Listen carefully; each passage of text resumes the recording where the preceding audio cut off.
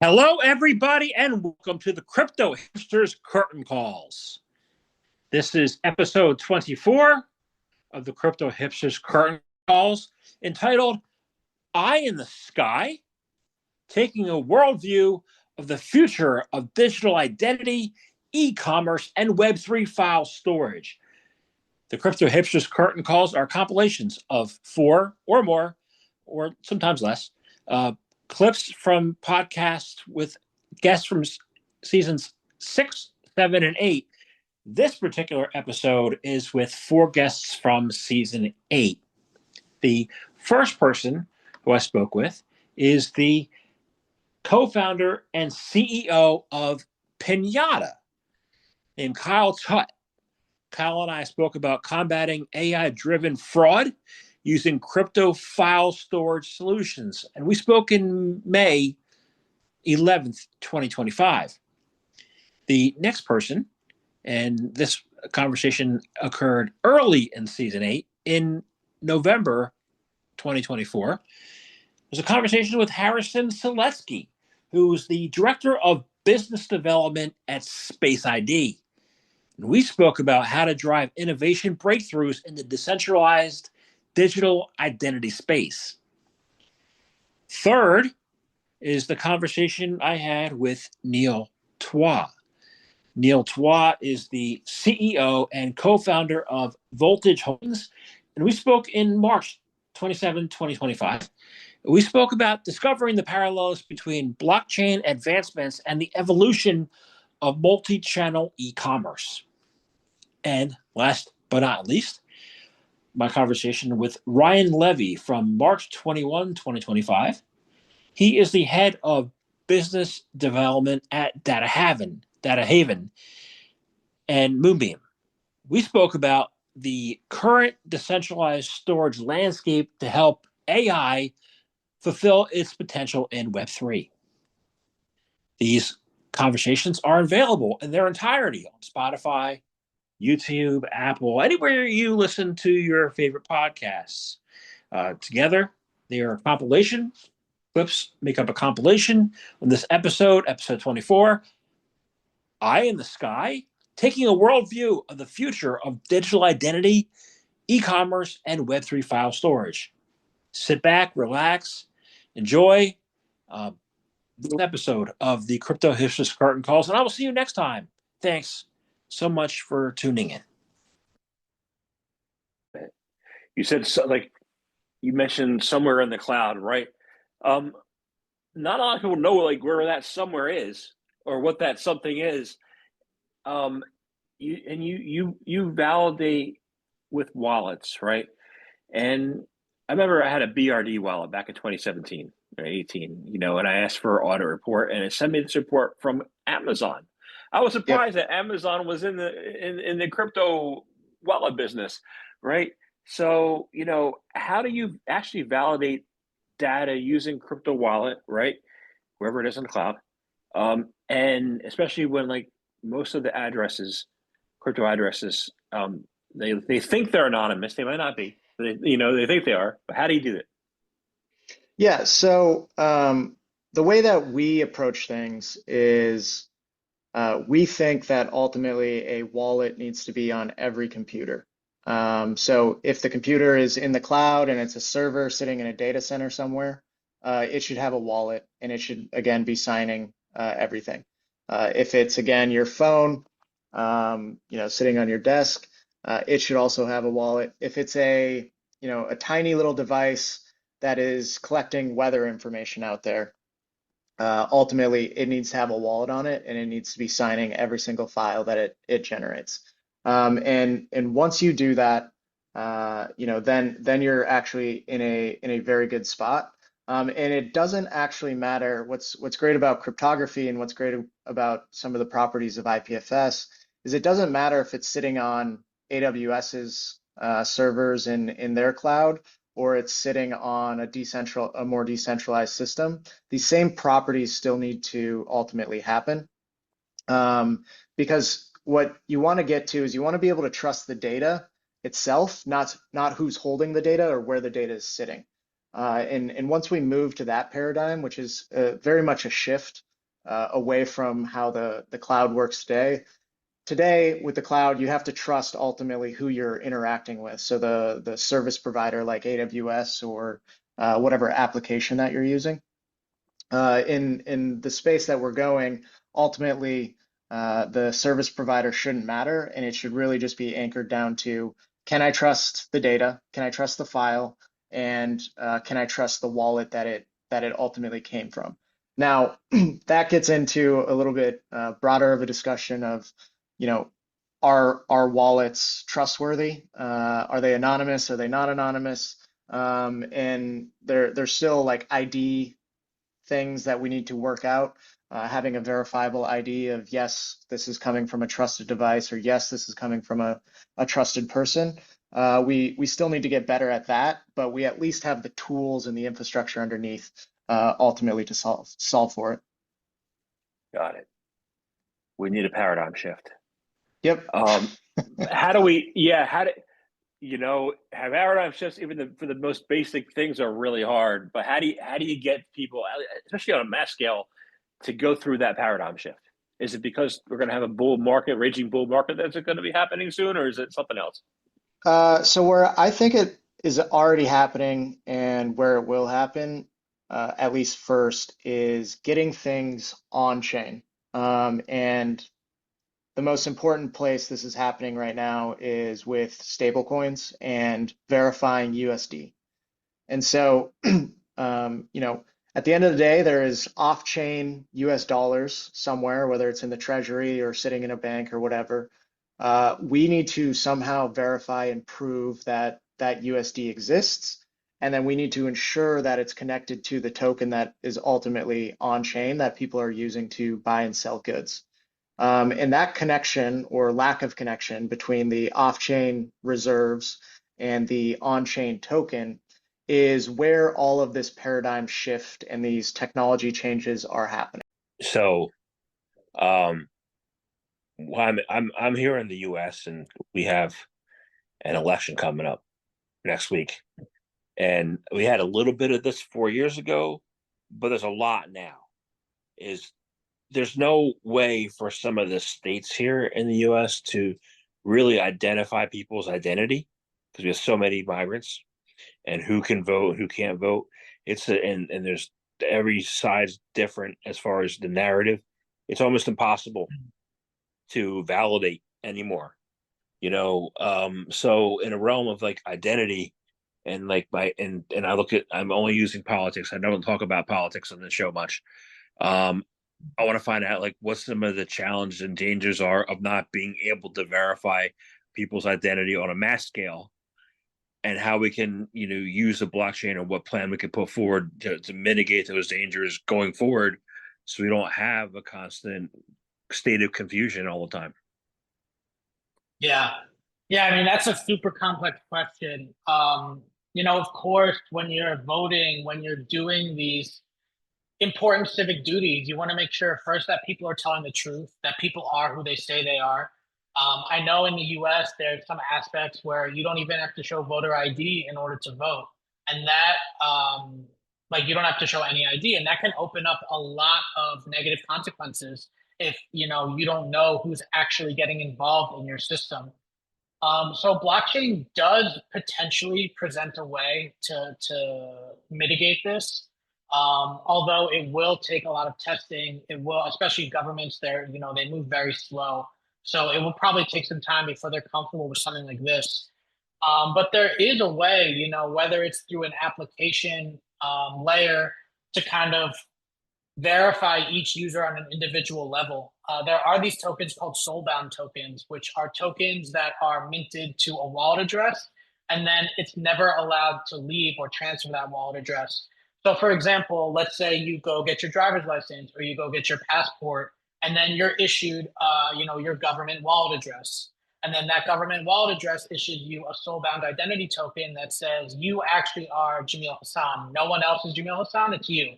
So every time you go to vote or you go to do anything where you need to prove your identity, you would then have to essentially sign or verify from this Jamil Hassan wallet address that you are who you say you are. And again, this is kind of where the ZK proofs or the fully homomorphic encryption can come into play, where you can verify who you are without giving away all of your information. So let's say you have other information, you have private information, you have trading information. Maybe you wouldn't want that connected to your, government issued wallet address anyway, but it would provide a way for the government to say, okay, this is the address we gave him. This proves that he is who he says he is, and this is our record of him. And anytime you want to vote or you want to get involved, you can now not only do this online, so like it can create a lot less friction and, compared to doing in-person voting, but it's very easy to prove that you are the one doing it because you must have access to the wallet address that says you are who you are in order to actually cast that vote or move forward with whatever procedure you're doing. So there are some areas where this is starting to take place. In Argentina, they are starting a flagship program which is digitizing some aspects of identity on the blockchain. Same in California in the DMV, they're putting some of the car data for specific cars onto the blockchain so that, if I go to sell a car, I can't say, oh yeah, it's a great car, blah, blah, blah, when you can just look and see that it was actually a junker and it broke down and I had to take it to the mechanic 10 different times. So it does provide you a way to be much more transparent with that data. And it's also very, very easily verifiable. So there is options. I think something like that is still very, very far away just because it's hard to get people comfortable with stuff that does seem to have these technical walls still around them. But it's not out of the question. I mean, people and governments are already starting to look into this, to dive into this, to create MVPs, to see how they can utilize it. So yeah, I think it will play a role in the future. It could take a decade, it could take less, kind of depends on how much people want to prioritize this. But especially as we move more online as a society, we're going to need ways to verify our online interactions. And blockchain presents a really interesting and safe way to do that, where it's much harder to hack and it's much harder to lie. There's a term out there called, well, I looked at your site, it says almost automated, right? What is almost automated income, and why is it? Yeah, I don't want to get, okay, so I don't want to get caught using the word passive, right? Because everybody suddenly goes off into this idea of all their hopes and dreams and their Lambros and Lambdos and their condos and all this stuff becoming a super reality because, well, some passive event occurred and they no longer have to work because they're getting all this income. And quite frankly, it always takes someone somewhere to do something to allow someone else to make money while they're sleeping, right? And so I call it almost automated income. And I started with FBA, and of course, it moves into other channels of e-commerce. Amazon is just one channel of a channelized e-commerce company that can go multi-channel or omni-channel. That would be your own website, retail, Walmart, some other platform, some other mechanism of moving your physical brand. But with the almost automated income, the systems by which this has grown enormously since Amazon, fulfilled by Amazon or FBA, bought a logistics company and rebranded it to FBA, even though it's its own company. It's the sixth largest logistics company in the world now, with all its own planes, trains, automobiles, and ships. And with that, they have the ability to reach the last mile, the customer at the end of their order, and do it faster and easier than even UPS and definitely the United States Postal Service. So with that opportunity, products are moving to the customers in an automated fashion. When I put my inventory into Amazon's system, into its warehouses, it delivers that product to the customer. It handles a return. It handles a whole lot of automated fulfillment efforts and packaging and shipping and everything I don't have to do, right, at all. So I don't have to have a huge warehouse to do this. So I can operate from my 50 acres in the country with my family and run all these brands across distributed systems on the internet with, AI-driven tools and marketing tools and just-in-time shipping and coordination with all that effort, and can move, millions and millions of dollars worth of product without ever touching it, right? And so that entire system then sets up this large automation. And with the growth of social media and TikTok and all this demand creation, Amazon's platform and system, and this was $15+ billion of infrastructure they created, has become an automated system of product movement. with it becoming a demand capture platform, then with all the social media humming around it, and it's now capturing that demand a lot. It is a great place to incubate a brand that you can take out to mass market. And then you don't have to move that and ship that product. And that means the economies of scale are going to be greater and faster than you can personally fund it. Right? If I'm going to move a product that has the opportunity to do 7 figures in the first 2 years, in a old world scenario, I had to hire all the people, get the warehouse, get all the product in the warehouse, and do all these physical things to get that product down to the customer and have all these contracts with the different suppliers that were necessary to move that product last mile to the customer, et cetera, et cetera. Now I skip all that. So when I say almost automated income with FBA, it means I can make money while all that operational system is working and do it while I'm sleeping. So that means, what does my job actually become? What am I actually doing then if I'm not picking and packing boxes? Well, I am selling data to AI engines. I'm selling data in the form of a listing of copyright and graphics and images to an AI engine whose job is to move the product to the customer. So when I sell physical products, I'm actually selling data to an engine. The product that I ship to Amazon is just to fulfill the commitment, the monetary exchange of them giving the money to get the physical product. That's just completing the monetary exchange. And of course, I want a good review, and I want to have people enjoy the product so they buy more and tell more people, and go on and go on. So I create a great product, but that's actually my number 2 concern, not my number 1 concern. So as I mentioned, innovating products, it's the data that we're selling to these large language AI models. On Amazon, it's Cosmo and Rufus, and on Facebook, it's the Meta engine, and on TikTok, it's the TikTok engine, and such and such. We're selling data to that engine. And its job is to find that customer so it can deliver the product to that customer after they purchase it. Oh, Yes, it is.